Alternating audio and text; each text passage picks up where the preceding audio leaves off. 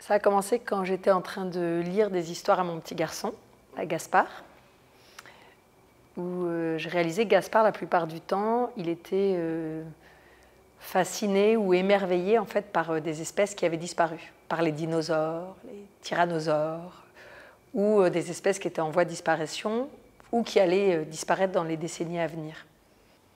Alors on est allé à la rencontre d'enfants pour les interviewer, pour les regarder, construire des radeaux, des cabanes, détruire.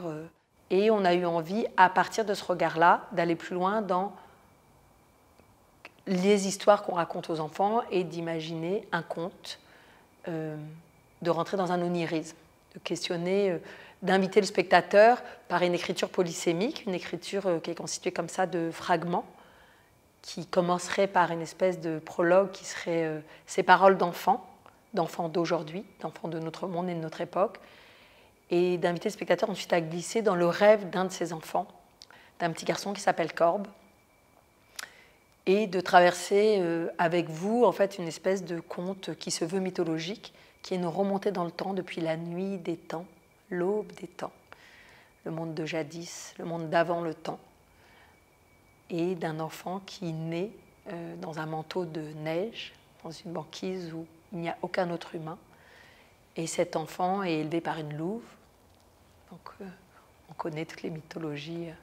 Mais cette louve est tuée, elle est assassinée par des hommes. Et cet enfant, qui est un enfant défiguré, donc c'est aussi un hommage à Victor Hugo, à l'homme qui rit.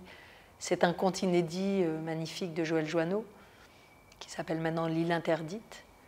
Et cet enfant va être adopté, apprivoisé, dressé par un homme. Et c'est un conte qui est très beau parce que je crois qu'il n'est pas moral et qu'il arrive vraiment à nous questionner sur qu'est-ce que ce serait qu'être humain, où est notre humanité.